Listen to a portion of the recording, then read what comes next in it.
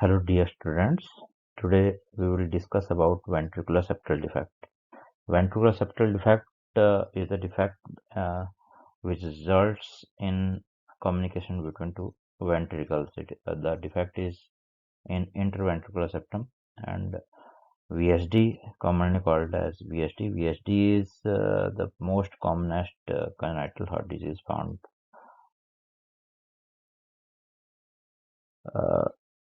An abnormal communication between ventricle is known as ventricular septal defect.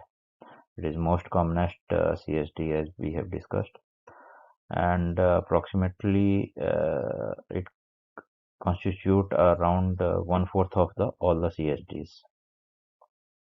Its reoccurrence rate is also very high.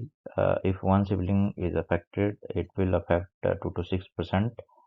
In another, chances of occurrence in another sibling will be 2 to 6%, and if two siblings are already affected, then the next may have chances of having VSD as high as 20 to 25%.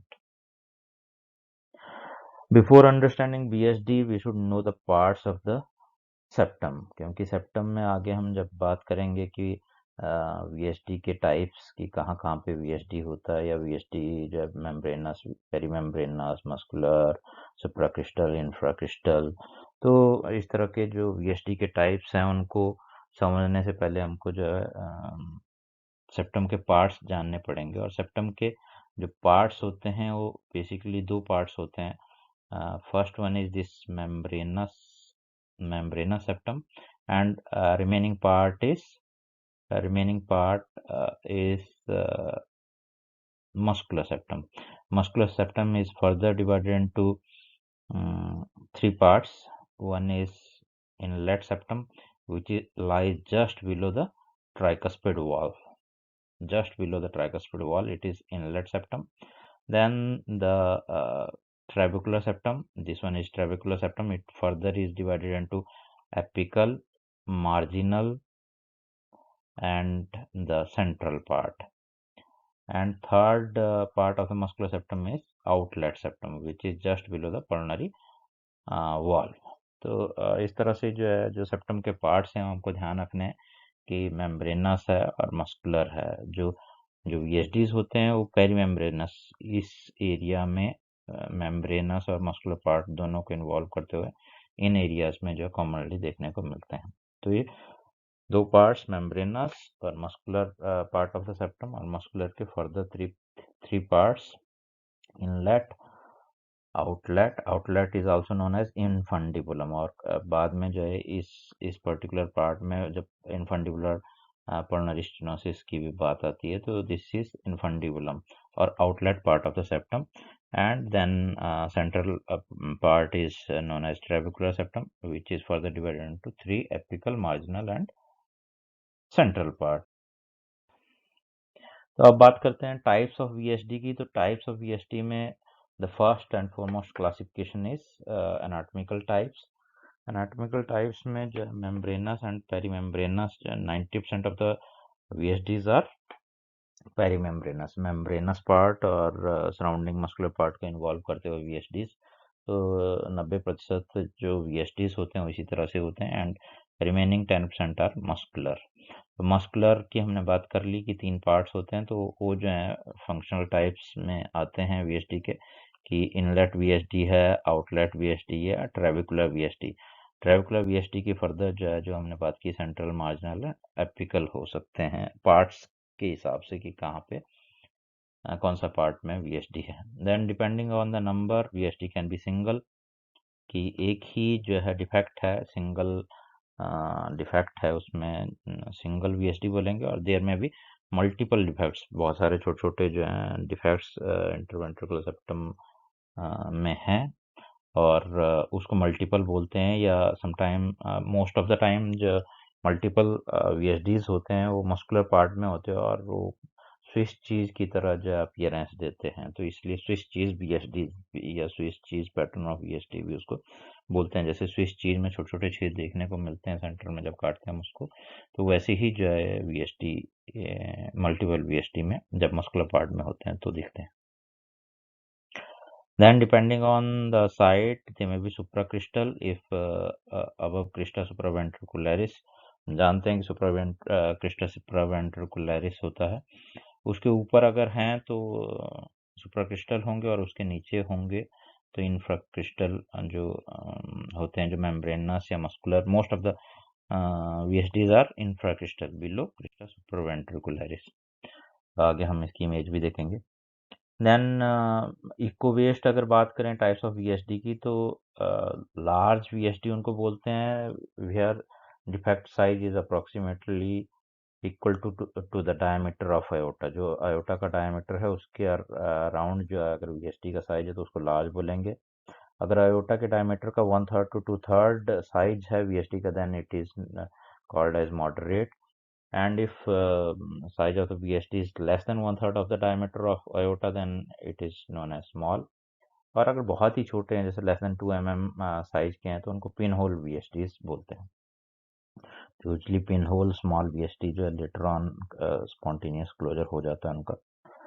Then flow waste भी जो है classification है, और flow waste में जो है restrictive VSD, restrictive जहाँ flow कम है तो उसको रेस्ट्रिक्टिव बोलते हैं, और उसमें जो है जो एरिया है वो कम है उसका VSD का, लेस देन 0.5 सेंटीमीटर होता है।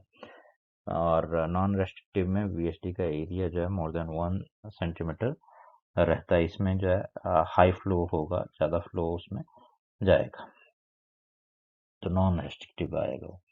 And depending upon on the association कि आइसोलेटेड है या फिर पार्ट ऑफ अदर CSD, कि अकेला सिर्फ VSD है तो then it is known as isolated VSD। and if this VSD is a part of other CSD, जैसे टेट्रोलॉजी ऑफ फैलेट में VSD है, pulmonary stenosis है, right ventricular hypertrophy and Dexter position of iota है, तो वहाँ पे एक जो बहुत सारे CSD का कॉम्बिनेशन है उसका एक पार्ट है। तो इस तरीके से आइसोलेटेड भी हो सकता है VSD, या पार्ट ऑफ अदर CSD भी हो सकता है। तो इस इमेज में हम देख सकते हैं कि कहाँ कहाँ VSDs हैं।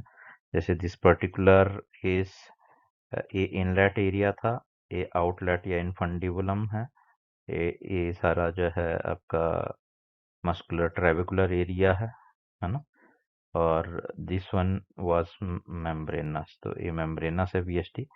दिस VSD इज मेम्ब्रेनस और पेरीमेम्ब्रेनस, और यहाँ पे जो है एक क्रिस्टा सुप्रावेंट्रिकुलरिस यहाँ पे होता है, और इसके ऊपर के VSDs जो दिस वन है, जो सारे क्लियर कर दें हम, तो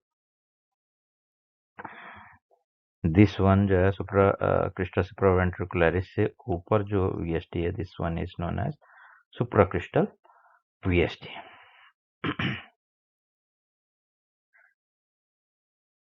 देन हेमोडायनामिक्स की बात करें कि कैसे जो है ब्लड कहाँ से जाएगा। VSD है कि दोनों वेंट्रिकल्स के बीच में एक एबनॉर्मल कम्युनिकेशन है ड्यू टू नॉन कंप्लीशन और इनकम्प्लीट इंट्रावेंट्रिकुलर सेप्टम, तो उसमें जब ब्लड कैसे जाएगा, किस फ्लो से जाएगा, कितना ब्लड जाएगा, और वो क्या क्या लक्षण प्रोड्यूस करेगा, या क्या कैसे सिम्टोमेटोलॉजी कैसे प्रोड्यूस होगी, उसको हम हेमोडायनामिक्स बोलते हैं। और हर एक जो कॉन्जेनिटल हार्ट डिजीज के हम डिस्कस करेंगे तो उसमें सब में हेमोडायनामिक्स जरूर डिस्कस करेंगे, क्योंकि हेमोडायनामिक्स अगर हम जानेंगे तो उसके आगे क्लिनिकल साइंस, क्लिनिकल पिक्चर समझने में हमको दिक्कत नहीं होगी।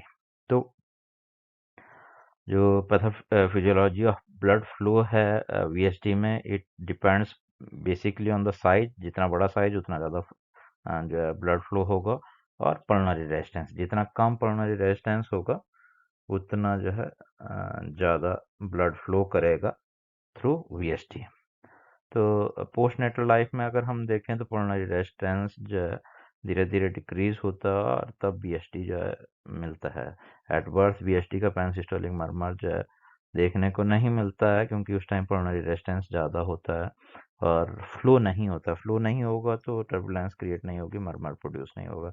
जैसे जैसे 1.5-2 महीने में जो है रेजिस्टेंस कम हो जाता है, तो उस टाइम जो है लक्षण देखने को VSD के मिलते हैं यूजली।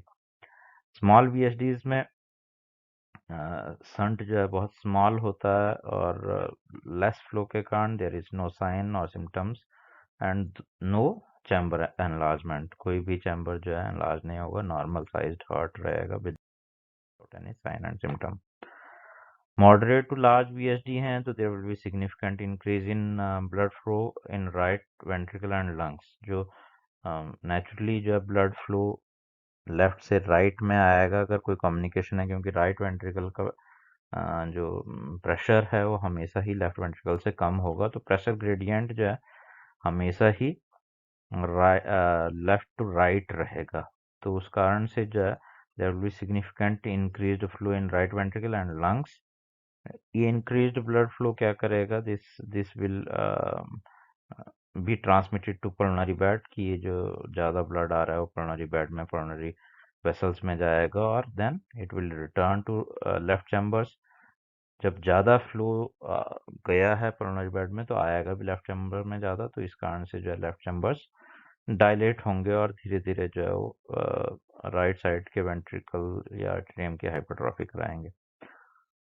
दूसरी तरफ क्या होगा कि ज़्यादा फ्लो जो जा रहा है पल्मोनरी बेड में, it will increase pulmonary vascular resistance over the years and this will result in pulmonary hypertension या ऑब्स्ट्रक्टिव पल्मोनरी डिजीज होगी, जिस कारण से जो है राइट वेंट्रिकुलर हाइपरट्रॉफी होने लगेगी एंड अल्टीमेटली जो है दोनों चीज़ें क्या कराएंगे, CCF रिजल्ट होगा या तो एस एस्मंजर सिंड्रोम जो हमने बात करी थी, एस्मंजराइजेशन होगी कि जब जब सिस्टेमिक और आपका पल्मोनरी ब्लड फ्लो 1:1 हो जाएगा, ब्लड फ्लो नहीं प्रेशर जो है, बेसिकली फ्लो तो ज़्यादा है पल्मोनरी बेड में, बट जब प्रेशर इक्विवेलेंट हो जाएगा, पल्मोनरी वेसल्स में प्रेशर बहुत कम रहता है सिस्टेमिक प्रेशर के हिसाब से, जब ये प्रेशर बराबर हो जाएगा तो there will be bidirectional flow की लेफ्ट से राइट और राइट से लेफ्ट,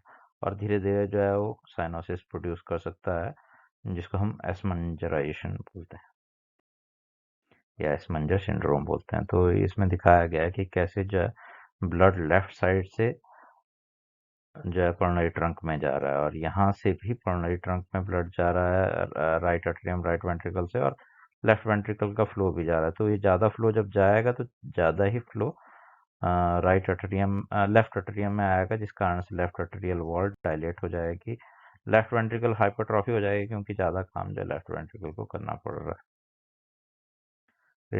इन चीज़ों की बात करेंगे आप। तो पैथोफिजियोलॉजी ऑफ मरमर कि कैसे मरमर्स प्रोड्यूस होंगे, पहले तो हमने ब्लड फ्लो की बात करी कि कैसे कैसे ब्लड फ्लो होगा, देन मरमर्स कैसे प्रोड्यूस होते हैं। तो वीएसडी का जो डायग्नोस्टिक होता है वो पैनसिस्टोलिक मरमर होता है and this pansystolic murmur is produced due to the pressure gradient between both ventricle, जिसके कारण जो है flow from left ventricle during systole results in producing this large shunt and producing pansystolic murmur. तो systole में जो है दोनों ventricle के बीच में हाई प्रेशर ग्रेडियंट होने के कारण लेफ्ट वेंट्रिकल से ब्लड जो है राइट वेंट्रिकल में शंट होता है और राइट वेंट्रिकल भी कॉन्ट्रैक्ट हो रहा होता है, तो वो जो है जाता है सीधा ही पल्मोनरी ट्रंक में। तो वहाँ पे जो है पल्मोनरी एरिया में तो हाई फ्लो रेट से जाएगा, हाई ब्लड वॉल्यूम जाएगा, तो वो क्या प्रोड्यूस करेगा पल्मोनरी एरिया में, इजेक्शन मरमर। और जो शंट हो रहा है थ्रू वेंट्रिकुलर सेप्टल डिफेक्ट तो वो प्रोड्यूस करेगा पैनसिस्टोलिक मरमर, जो कि हम जो third fourth left sternal border पे सुनते हैं।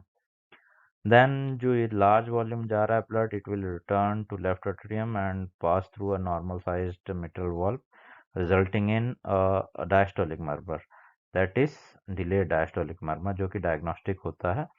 जो पोस्ट ट्राइकस्पिड फिजियोलॉजी वाले जो हमने बात करी थी पोस्ट ट्राइकस्पिड शंट्स की, उनकी तरह। तो एक क्लासिकल एग्जांपल होता है post tricuspid shunting of the blood का। और हार्ट साउंड की बात करें कि उनकी पैथोफिजियोलॉजी क्या होगी, तो फर्स्ट हार्ट साउंड जो है large flow across mitral valve results in accentuated S1 which is not appreciable at bedside। तो होता क्या है कि मरमर जो है आपका शुरू हो जाता है अर्ली इन द सिस्टोल, जो कि S1 को सप्रेस कर सकता है, S1 को मास्क कर सकता है। तो यूजली बेड साइड जो है, जो एक्सेंचुएटेड S1 है, लाउड S1 है, आइसो या सिंगल्ड आउट S1 है, वो जो है क्लियरली हम बेड साइड फील नहीं करते हैं, बट उसमें S1 थोड़ा सा एक्सेंचुएटेड हो जाता है लार्ज फ्लो के कारण।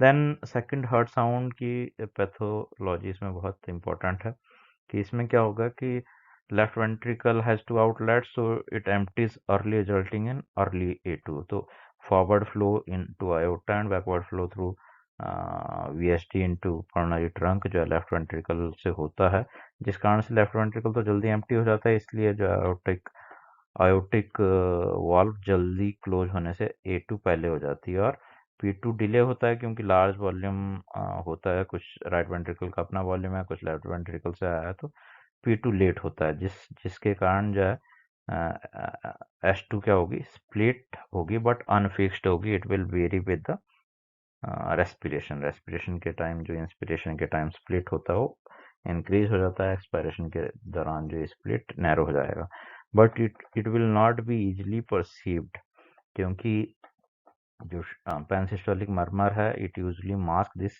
A2, क्योंकि पैनसिस्टोलिक मर्मर जो है प्रोड्यूस होता है टर्बुलेंट फ्लो से, जो फ्लो VSD के वेंट्रिकुलर सेप्टल डिफेक्ट के थ्रू हो रहा है, और वो फ्लो जो है सिस्टोल में चलेगा आयोटिक वाल्व क्लोज होने के बाद भी, जो left ventricular pressure still is high enough than right ventricle that the shunt goes on। तो शंट से ब्लड पास करता रहता है आयोटिक वाल्व क्लोज होने के बाद भी, जिस कारण से जो है मर्मर कंटिन्यू करता है और कंप्लीटली A2 को मास्क कर देता है, जिस कारण से जो है स्प्लिट S2 आइडेंटिफाई करना मुश्किल होता है। हालांकि बेस ऑफ द हार्ट पे जो पल्मोनरी एरिया है वहां पे हम जो स्प्लिट S2 इसमें आइडेंटिफाई कर सकते हैं। देन क्लिनिकल मैनिफेस्टेशन की बात करें तो presentation usually occurs at 6 to 10 weeks of the age, जो हमने पहले बात की कि जो PVR है, जो पल्मोनरी वेस्कुलर रेजिस्टेंस है, वो इनिशियली हाई रहता है और धीरे धीरे जो है ग्रेजुअली इट रिग्रेसेस। जैसे रिग्रेस करता है तो शंटिंग होती है, तब जाके ब्लड की ज़्यादा शंटिंग होती है। जब ज़्यादा ब्लड शंटिंग होती है तो वर्कलोड बढ़ता है और जो है सिम्टम्स आने लगते हैं। बट प्रीमैच्योर्स में ऐसा राइट वेंट्रिकुलर हाइपरट्रॉफी इतनी ज़्यादा नहीं होती है, और ना ही जो है पल्मोनरी वेस्कुलर रेजिस्टेंस ज़्यादा होता हो, तो दे में present early with the CCF, तो उनमें कंजेस्टिव कार्डियक फेलियर अर्ली भी हो जाता है। ओल्डर चिल्ड्रन अगर इनिशियली डायग्नोसिस नहीं हुआ है तो ओल्डर चिल्ड्रन में present with palpitation, dyspnoea, frequent chest infection और एफर्ट इंटॉलरेंस भी उनमें होता है कि जो है थोड़े से काम से थकान हो जाती है। इस तरीके के सिम्टम लेके जो है ओल्डर चिल्ड्रन आ सकते हैं। Then symptom and clinical findings vary according to the size of the VSD, कि कितना बड़ा है, स्मॉल है या मॉडरेट है, लार्ज है VSD, उसके हिसाब से जो क्लिनिकल फीचर्स भी होते हैं। और जो साइंस हम देखते हैं चेस्ट वॉल पे वो भी वेरी करेंगे। तो small VSD usually they are asymptomatic and they are accidentally diagnosed on the cardiovascular examination, कि किसी और चीज़ के लिए बच्चा आया है और आपने स्टैथ रखा है उसकी प्रिकॉर्डियम पे और आपको पैनसिस्टोलिक मर्मर सुनाई दिया, तो एक्सीडेंटली VSD डायग्नोज हुआ, अदरवाइज उसको कोई लक्षण नहीं थे, तो वो स्मॉल VSD में अक्सर ऐसे होता है। तो द जो क्लिनिकल फाइंडिंग उसमें होगी तो पैनसिस्टोलिक मर्मर होगा, जो कि हार्श होगा। हार्श क्यों होगा? क्योंकि नैरो है पासेज, तो जो है साउंड हार्श होगी। जितना बड़ा डिफेक्ट होता जाएगा उतना साउंड जो है पैनसिस्टोलिक मर्मर का सॉफ्ट होता जाएगा। जितना नैरो होगा उतना जो है हार्श या विस्लिंग साउंड भी जो हो जाएंगी इसमें। देन थ्रिल होगी पेरास्टर्नल एरिया में, and pulse and S1 S2 will be normal in small defects. Then moderate VSD की बात करें तो it will be presented with repeated CCF की बार कंजेस्टिव कार्डिक फेलियर में हो रहा है, रिकवर कर रहा है, फिर से CCF में जा रहा है, या रिकरेंट निमोनिया उसमें रहता है, पाल्पिटेशन थोड़ा सा बड़ा बच्चा है तो वो जो है पाल्पिटेशन आपको बताएगा, डिस्निया बताएगा। फेलियर टू थ्राइव हो सकता है कि बच्चे के वेट गेन नहीं हो रहा है, सब कुछ जो है खाने पीने के बावजूद भी वो जो वेट गेन नहीं कर पा रहा है। Then there may be a poor sleep or decreased appetite, feeding difficulty। छोटे बच्चों में जैसे फीडिंग डिफिकल्टी की रुक रुक के जो है दूध पीता है या दूध पीती वक्त जो है वो रुक लेता है, सांस थकान हो जाती है उसको। तो इस तरीके के लक्षण जो है मॉडरेट वीएसडी में आ सकते हैं। और इसमें अगर एग्जामिनेशन प्रिकॉर्डियम की करते हैं तो अपेक्स विल बी हाइपरडायनेमिक, कि बहुत हलचल है अपेक्स पे। देन पल्स ब्रिस्क होती है, तेज पल्स होगी।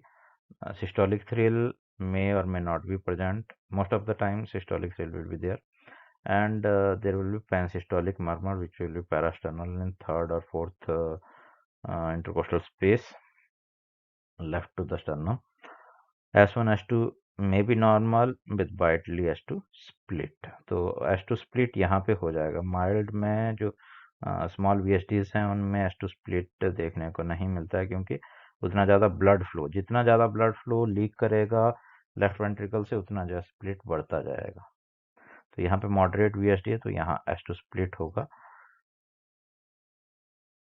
देन लार्ज VSD की बात करते हैं तो उसमें जो है प्रेजेंटेशन बहुत अर्ली हो जाता है, क्योंकि जल्दी CCF हो जाएगा या फिर रिपीटेड जो निमोनिया है, स्वेटिंग है, डिक्रीज्ड फीटिंग है, डिस्निया है या हल्टेड ग्रोथ है, पुअर एक्सरसाइज इंटॉलरेंस है, पुअर एक्सरसाइज टॉलरेंस है, इस तरह के लक्षण जो है उसमें जल्दी आ जाएंगे। इसलिए जो है जल्दी लार्ज VSD डायग्नोज होंगे और उसमें तेज पल्स होगी, एग्जामिनेशन करने पे हाइपरकाइनेटिक पल्स होगी, हाइपरडायनामिक अपेक्स विद प्रिकॉर्डियल बल्ज होगा। तो इसमें प्रिकॉर्डियल बल्ज का क्या मतलब है कि कार्डियोमेगाली होती है, लार्ज VSD है तो वर्कलोड हार्ट पे बढ़ रहा है, ज़्यादा ब्लड वॉल्यूम पल्मोनरी वेस्कुलेचर में जा रहा है, ज़्यादा लेफ्ट साइड रिटर्न कर रहा है, left atrium left ventricle enlarged है, जिस कारण से कार्डियोमेगाली है। राइट वेंट्रिकुलर एनलार्जमेंट भी धीरे धीरे होने लगेगी या हाइपरट्रॉफी होने लगेगी। तो उस कारण से कार्डियोमेगाली के कारण सॉफ्ट जो रिब केज है उसको जो है पुश करेगा हार्ट, तो हल्का सा जो प्रिकॉर्डियल एरिया जो आपको बाहर निकला हुआ दिखेगा, that is known as precordial bulge. तो अगर प्रिकॉर्डियल बल्ज है तो वो इंडिकेट करता है सीवियर VSD है। एंड पाल्पेशन अगर हम करेंगे तो there will be systolic thrill. Thrill जो है वाइब्रेशन होती है, हमने पहले बात करी थी जब नाडास क्राइटेरिया की बात करी थी। तो थ्रिल जो है सिस्टोलिक थ्रिल, इसमें मतलब मरमर जो है ग्रेड 3 से जब ज़्यादा होते हैं तो देन थ्रिल के साथ एसोसिएटेड होते हैं, तो उनको जो है ग्रेड 3 से ज़्यादा बोलते हैं, जैसे 4-5 ग्रेड के मरमर्स हैं। तो यहाँ पे सिस्टोलिक थ्रिल भी होगी और एपिकल थ्रस्ट जो है अपेक्स ऐसे लगेगा कि बाहर निकल रहा है, एपिकल थ्रस्ट होगा। ब्लोइंग, अब यहाँ पे नेचर जो है ब्लोइंग हो गया। पैनसिस्टोलिक मरमर का पहले हार्श था, यहाँ पे ब्लोइंग, जैसे हवा सी ब्लो हो रही है कि बहुत हार्श साउंड नहीं आएंगे पैनसिस्टोलिक मरमर के। और उसी एरिया में third fourth fifth intercostal space just left to the sternal border. P2 will be accentuated due to pulmonary hypertension and mid diastolic murmur over apex, जो कि high blood flow through normal mitral valve indicate करता है कि left atrium में ज़्यादा blood जो है return कर रहा है। डायग्नोसिस की बात करें तो diagnosis based on clinical presentation and investigation. और इन्वेस्टिगेशन में जो कराते हैं हम एक्सरे, ECG, इको, ये जो मेन इन्वेस्टिगेशन हमने पहले बात करी थी जब हमने डायग्नोसिस की बात करी थी CHDs की। तो स्मॉल VSD में अगर एक्सरे कराएंगे तो ऑलमोस्ट नॉर्मल ही मिलेगा। मॉडरेट VSD में पल्मोनरी प्लेथोरा मतलब पल्मोनरी वेसल्स जो हैं डायलेटेड हमको मिलेंगी और लंग फील्ड्स जो हैं हाइप्रीमिक या प्लेथोरिक बोलते हैं उनको, वैसे मिलेंगी ज़्यादा पल्मोनरी ब्लड फ्लो होने के कारण। देन लेफ्ट वेंट्रिकल जो है एनलार्ज होता है। बाई वेंट्रिकुलर एनलार्जमेंट यूजली देखने को मिलती है लार्ज VSD और मॉडरेट VSD में। लेफ्ट एट्रियल एनलार्जमेंट होगी और main pulmonary artery and it's branches will be enlarge. Large VSD में यूजली जब बाइवेंट्रिकुलर हाइपरट्रॉफी होगी एक्सरे में दिखेगी और increased size of pulmonary trunk होगा, शंट वेस्कुलरिटी होगी और लेफ्ट एट्रियल एनलार्जमेंट होगी। ईसीजी की बात करें तो ईसीजी जो स्मॉल वीएसडी में नॉर्मल होगा, जबकि मॉडरेट वीएसडी में इनिशियली लेफ्ट वेंट्रिकुलर हाइपरट्रॉफी होगी और लेफ्ट एक्सिस डेविएशन मतलब -30 से ऊपर की तरफ जो एक्सिस होगी -30 से कम जो एक्सिस होगी। एंड पी मटेरियल जो सेकंड इमेज है, this one is known as P material, जहाँ पे बाइड और बाइफिड जो है पी वेव मिलती है कि पी वेव जो है बाइफिड है, यहाँ से आई और फिर से जो है ऐसे ही, तो बाइड है और बाइफिड है, इसको पी मटेरियल बोलते हैं। देन लार्ज वीएसटीज में यूजली वाई वेंट्रिकुलर हाइपरट्रॉफी देखने को मिलेगी। तो ईसीजी अगर आता है तो ही पता चलेगा। लेफ्ट वेंट्रिकुलर हाइपरट्रॉफी यूजली जो है सिर्फ वोल्टेज क्राइटेरिया, हमने डायग्नोसिस में भी बात करी थी, सिर्फ वोल्टेज क्राइटेरिया नहीं रहेगा यहाँ पे, बाकी चीज़ें भी हमको देखनी है लेफ्ट वेंट्रिकुलर हाइपरट्रॉफी में, जैसे एक्सिस है उसकी या सपोर्टिव फाइंडिंग टी वेव की है, तो जो है लेफ्ट वेंट्रिकुलर हाइपरट्रॉफी हम मानेंगे। यहाँ पे लार्ज वीएसटी में बाई वेंट्रिकुलर हाइपरट्रॉफी होगी तो जो आपका V1 में भी जो है प्रोमिनेंट आर वेव्स उसमें देखने को मिलेंगी।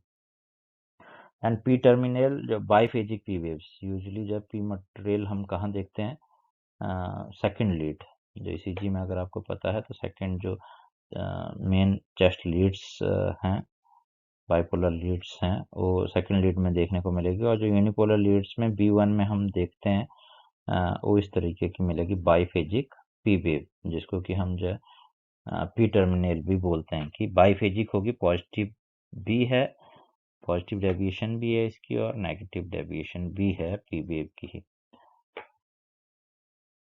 तो ये एक्सरे बता रहा है कि बच्चे को जो कार्डियोमेगाली है, तो यहाँ पे आपको दिख रही है कि पल्मोनरी प्लेथोरा है, हाइलम के आसपास जो वेस्कुलेचर बहुत प्रोमिनेंट है और पल्मोनरी ट्रंक भी दिख रही है। दिस वन जो है पल्मोनरी ट्रंक के जो पल्मोनरी आर्टरीज हैं वो लार्ज दिख रही हैं। लेफ्ट वेंट्रिकुलर एनलार्जमेंट लग रहा है, राइट वेंट्रिकुलर एनलार्जमेंट है, तो बाई वेंट्रिकुलर हाइपरट्रॉफी जो इसमें देखने को मिल रही है। और आयोटा जो यहाँ से ऐसे दिखती थी वो यूजली लेस है, क्योंकि आयोटा में ब्लड कम जा रहा है, तो आयोटा जो है क्लियरली हमको उतनी क्लियर जो है नहीं हो पा रही है।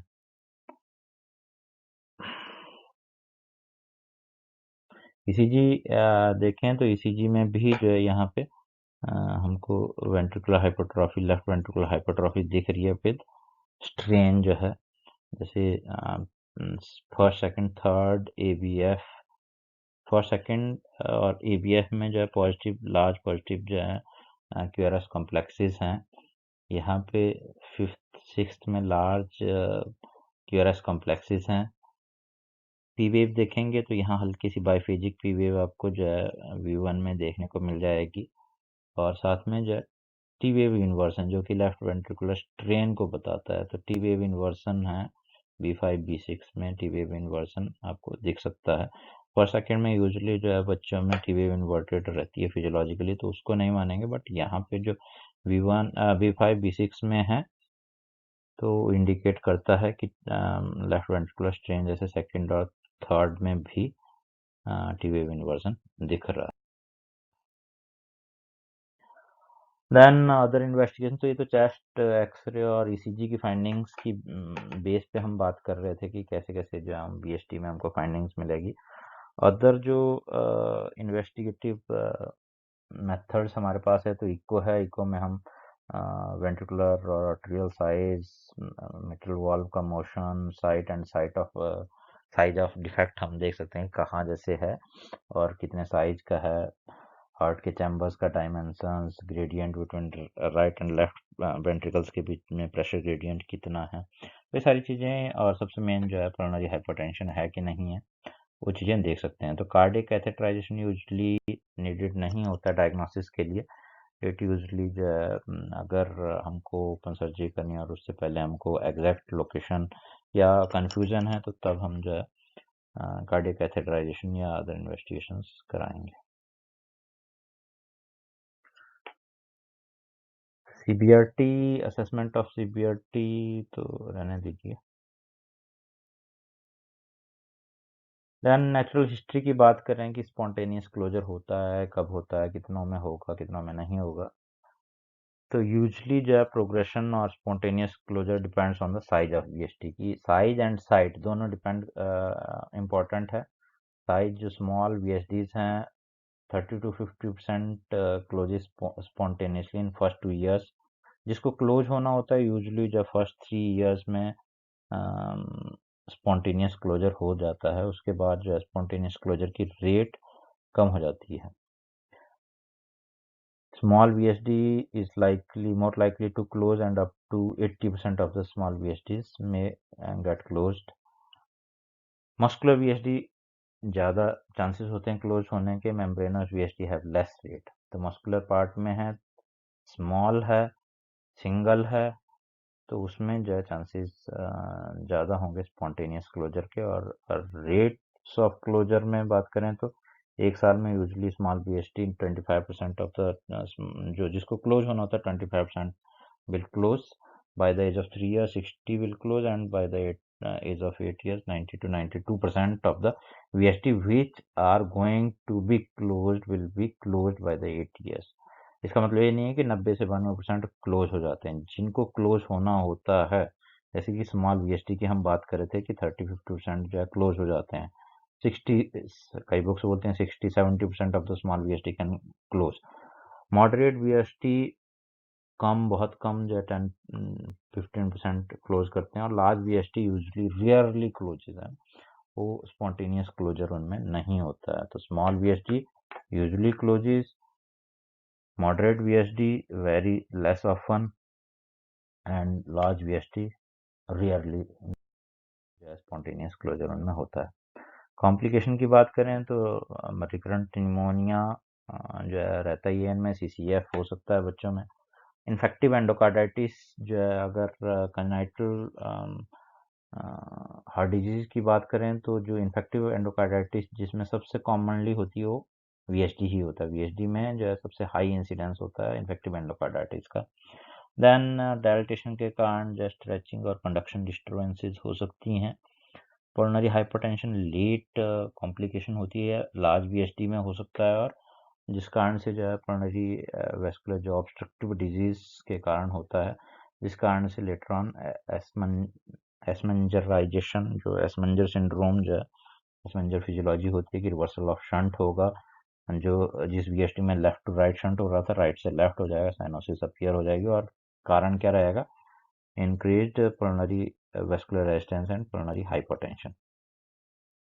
देन आयोटिक रिगर्जिटेशन, जब जो सब पल्मोनिक वीएसडीज होती हैं तो उसमें यूजुअली आयोटिक वॉल्व का कोई एक जो लीफलेट है वो प्रोलैप्स कर जाता है, तो आयोटिक रिगर्जिटेशन हो जाती है। ट्राइगस्पिड जो है, जब इनलेट में होते हैं वीएसडीज तो वहाँ पे ट्राइगस्पिड वॉल्व का कोई एक लीफलेट रिगर्जिटेट प्रोलैप्स कर जाएगा तो रिगर्जिटेशन हो सकती है। देन पल्मोनरी स्टेनोसिस जो हमने बात करी थी, इनफंडिबुलर स्टेनोसिस यूजुअली जो है ड्यू टू हाई जो फ्लो रेट्स है वीएसडी में, उस कारण से जो इनफंडिबुलर पल्मोनरी स्टेनोसिस यूजुअली देखने को मिल जाती है कॉम्प्लिकेशन में। तो ये सारे जो हैं ड्रेडेड कॉम्प्लिकेशंस होती हैं जिसमें कि डेथ रेट्स हाई हो सकते हैं। मैनेजमेंट की बात करें तो जनरल मेजर्स में जो हमको करना है, एक तो पेरेंट्स की एजुकेशन ज़रूरी है कि किस तरह की बीमारी है, क्या जो है उसमें नेचुरल हिस्ट्री क्या है, कैसे आगे स्पॉन्टेनियस क्लोजर हो सकता है, नहीं हो सकता। ऐसे नहीं है कि उनको बोला कि खुद बंद हो जाएगी, आपने दिखाना नहीं है। और वो 5-7-10 साल बाद आया जब पल्मोनरी हाइपरटेंशन इतनी ज़्यादा हो गई थी कि रिवर्सल ऑफ शंट हो गया था और वो इनऑपरेबल हो गया था। फिर उसको ऑपरेट नहीं किया जा सकता क्योंकि इरिवर्सिबल होती है। जब ऑब्स्ट्रक्टिव पल्मोनरी डिजीज हो जाती है, पल्मोनरी वेस्कुलर डिजीज, तो इरिवर्सिबल होती है, तो फिर जो शंट क्लोजर नहीं किया जा सकता उसमें। तो parental education regarding disease is important. Then good nutritious diet with iron. Iron deficiency anaemia ऐसे बच्चों में घातक साबित हो सकता है, क्योंकि iron deficiency anaemia will increase cardiac load और जल्दी वो सीसीएफ में जा सकते हैं। तो इसलिए आयरन रिच फूड जो है देना या आयरन प्रोफाइलैक्सिस करना जरूरी रहता है। देन इन्फेक्टिव एंडोकार्डाइटिस के चांसेस हाई होते हैं, तो उसके लिए प्रोफाइलेक्टिक एंटीबायोटिक्स जब हम कोई प्रोसीजर कर रहे हैं, डेंटल प्रोसीजर है, ट्रांसलेक्टोमी है, एडिनाइडक्टोमी है, या जेंटो यूरिनरी कोई भी कैथेटराइजेशन या कोई प्रोसीजर कर रहे हैं, तो उसमें आप जो है प्रोफाइलेक्टिक एंटीबायोटिक्स देनी पड़ेंगी आपको। मेडिकल ट्रीटमेंट यूजुअली जो है, अगर हम स्पॉन्टेनियस क्लोजर का वेट कर रहे हैं, तो सीसीएफ में यूजुअली जो है हमको सीसीएफ की ट्रीटमेंट करनी पड़ेगी, लोअर रेस्पिरेटरी ट्रैक्ट इन्फेक्शन की ट्रीटमेंट करनी पड़ेगी। Then prevention and correction of anaemia करना है, और मॉनिटरिंग जो है पल्मोनरी हाइपरटेंशन, जो हमने पहले बात करी कि पेरेंटल एजुकेशन हमने कराना है, और खासकर जो है इसके लिए कि हर साल या जितने भी जिस हिसाब का वीएसटी है उस साइज के हिसाब से 6 महीने 1 साल 1.5 साल में जो आपको इको करा के उसका साइज और पल्मोनरी हाइपरटेंशन का स्टेटस चेक कराते रहना है। देन सर्जिकल ट्रीटमेंट की बात करें तो यूजुअली जो है corrective surgery is done in first 2 years, जब इंडिकेशन उसकी यही है कि large VSDs with CCF not controlled by medical treatment in infancy, कि सीसीएफ हो गया इन्फेंसी में, बट जो मेडिकल ट्रीटमेंट हम दे रहे हैं उससे कंट्रोल नहीं हो पा रहा है। देन फेलियर टू थ्राइव है, वेट गेन नहीं कर पा रहा है बच्चा, इतना सीवियर वीएसडी है, या पल्मोनरी हाइपरटेंशन डेवलप हो रही है, या इनफंडिबुलर पल्मोनरी स्टेनोसिस होने लग गई है, आयोटिक जो रिगर्जिटेशन होने लगी है, या चांसेस हैं जैसे सब पल्मोनिक वीएसडी हैं, तो उन केसेस में जो सर्जरी नेसेसरी हो जाती है, या फिर शंट जो इतना लार्ज है कि जो वॉल्यूम ब्लड वॉल्यूम पल्मोनरी वेस्कुलेचर में जा रहा है, it is up to 2 or more than 2%, 2 times of the systemic circulation blood flow. Pulmonary blood flow is at least 2 or more than 2 times of the systemic blood flow. तो उन conditions में वो indicate करता है कि VSD is large enough to be operated. Surgery जो है curative या करेक्टिव सर्जरी और पैलिएटिव दो तरह से की जा सकती है। तो करेक्टिव सर्जरी में जो है ओपन हार्ट सर्जरी की अप्रोच रहती है most of the time, and right atrium से अप्रोच करके जो है वीएसडी को डेक्रोन पैच या नेचुरल पैच से सील किया जाता है, उसको क्लोज किया जाता है। जबकि पैलिएटिव सर्जरी जहाँ पल्मोनरी वेस्कुलर रेजिस्टेंस हाई हो गया, पल्मोनरी हाइपरटेंशन हो गई, तो पल्मोनरी आर्टरी बेंडिंग जो है वहाँ पे की जा सकती है। सर्जरी की कॉम्प्लिकेशन की बात करें तो यूजुअली जो है राइट आर्टेरियल अप्रोच होने के कारण कंप्लीट हार्ट ब्लॉक जो है चांसेस होते हैं, या बाईफेसिकुलर ब्लॉक्स के। तो कंडक्टिव डिसऑर्डर जो है सर्जरी के बाद भी इसमें हो सकते हैं। हालांकि मॉडर्न टेक्निक से रेयरली ये चीज़ें होती हैं, और वेरी रेयरली देयर में बी रेजिडुअल वीएसडी और रीओपन्ड वीएसडी। तो this is all about VSD. Ayurveda की बात करें तो आयुर्वेद में जो है मेन ट्रीटमेंट मेडिकल ट्रीटमेंट की तरफ हम ध्यान दे सकते हैं कि जो भी एनीमिया के कॉजेज हैं उनको प्रिवेंट करें, एनीमिया को आयुर्वेद के तरीके से ट्रीट करें, या रेस्पिरेटरी ट्रैक्ट इन्फेक्शन ना हो तो उसको जो आयुर्वेदिक मैथडोलॉजी से हम प्रिवेंट करें। बट ऐसा अगर स्पॉन्टेनियस क्लोजर वाले जो लीजन्स हैं वो नहीं हैं, तो सर्जरी इज प्रेफरेबल, तो सर्जरी ही की जा सकती है, बट मेडिकल ट्रीटमेंट में आयुर्वेद कैन आल्सो हेल्प। तो this is all about VSD. बहुत क्विक फायर में हमने इसको कंप्लीट किया है। तो कन्फ्यूजन्स होने चाहिए इसमें, और कन्फ्यूजन्स होंगे तो जो है हमको व्हाट्सएप पे आप पूछिए, और फीडबैक जो है हमको ज़रूर दीजिए।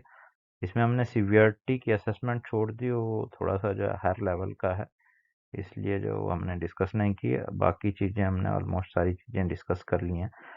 But pansystolic murmur, ejection, pulmonary ejection murmur, delayed diastolic murmur over apex, ये चीज़ें जो है आपको ध्यान रखनी है। और यूट्यूब में या और जहाँ भी आपको अवेलेबल होती है तो वो साउंड्स आपने सुननी है और उसको आइडेंटिफाई करने की कोशिश करनी है। पैन सिस्टोलिक में डीडी की बात नहीं की है। डिफरेंशियल डायग्नोसिस यूजली छोटे बच्चों में बहुत ज़्यादा नहीं रहते हैं, इको से हम आइडेंटिफाई कर सकते हैं। बट क्लिनिकली अगर ट्रंकस आर्टरियोसस है और उसमें साइनोसिस नहीं हो रही है तो उससे कन्फ्यूजन हो सकता है। लेट एज में अगर वीएसडी है तो पैनसिस्टोलिक मर्मर का जो दूसरा कॉज है लेट एज में, वो जो है आपका मिट्रल रिगर्जिटेशन हो सकता है। मिट्रल रिगर्जिटेशन का यूजली जो है पैनसिस्टोलिक मर्मर होता है, but it usually starts at apex and is transmitted to the axilla, तो बैक की तरफ ट्रांसमिट करता है। जबकि वीएसडी का जो पैनसिस्टोलिक मर्मर है, it's highest intensity on left sternal border. Left sternal border पे जो है हाईएस्ट इंटेंसिटी उसकी होती है और अपेक्स तक जो है कंडक्ट होता है, अपेक्स से आगे नहीं जाता है। तो अपेक्स से एक्सिला की तरफ अगर मर्मर जा रहा है तो then it is not murmur of VSD, क्योंकि फ्लो जिस तरफ हो रहा है उस तरफ मर्मर सुनाई देता है। मिट्रल रिगर्जिटेशन में फ्लो जो है लेफ्ट वेंट्रिकल से लेफ्ट अट्रिया में हो रहा है, तो आपको जो है एक्सिला की तरफ अपेक्स से कंडक्ट होता हुआ सुनाई देगा पैनसिस्टोलिक मर्मर। जबकि वीएसडी में अपेक्स तक जाएगा, लेफ्ट टर्नल बॉर्डर पे हाईएस्ट होगा और ऊपर पल्मोनरी एरिया तक भी जाएगा, जहाँ पे उसकी उसकी जो करेक्टर है वो जो है वो पैनसिस्टोलिक नहीं रह जाएगा, वो इजेक्शन सिस्टोलिक मर्मर हो जाएगा। तो this is all about VSD. Next lecture में हम दूसरा जो है कोई कंजेनाइटल हार्ट डिजीज लेंगे। तब तक अलविदा।